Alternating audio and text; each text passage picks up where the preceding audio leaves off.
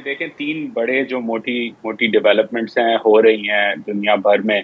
पहली तो ये है कि कोविड के बाद जैसे आपने कहा एक स्टिमुलस दिया गया था मॉनेटरी और फिस्कल साइड पे, तो अब वो रोल बैक किया जा रहा है। अमेरिका के अंदर फेडरल रिजर्व जो है, जो मैनेज करती है यूएस डॉलर को,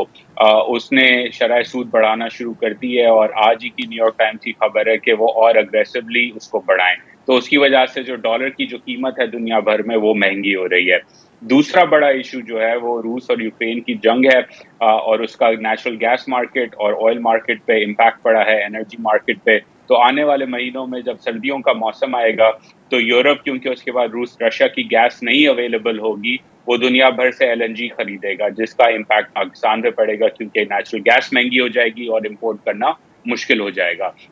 और तीसरा बड़ा जो चैलेंज है इस वक्त वो ये है कि क्योंकि दुनिया भर क्लाइमेट चेंज की वजह से एक एनर्जी ट्रांजिशन पे जा रहा है, जहां ममालिक जो है वो रिन्यूएबल एनर्जी प्रोड्यूस करने की कोशिश कर रहे हैं, उसकी वजह से तेल की कीमत में वॉलेटिलिटी जो है इस वक्त जंग की वजह से हो रही है, लेकिन मीडियम टर्म में वो रिन्यूएबल एनर्जी ट्रांजिशन की वजह से बढ़ेगी, जहां सऊदी अरब जैसे ममालिक जो है वो कोशिश करेंगे कि तेल की कीमत को ऊंचा रखा जाए ताकि वो ज्यादा पैसे कमा सकें। और उसका इम्पैक्ट भी पाकिस्तान पे पड़ेगा क्योंकि एनर्जी हम इंपोर्ट करते हैं, और उसका माशी जो बहरान है या महंगाई के ऊपर जो इम्पैक्ट है वो पड़ता रहेगा। तो ये 3 बड़े इश्यूज हैं इस वक्त दुनिया की मईशत में, जो पाकिस्तान के लिए बड़े इंपॉर्टेंट हैं।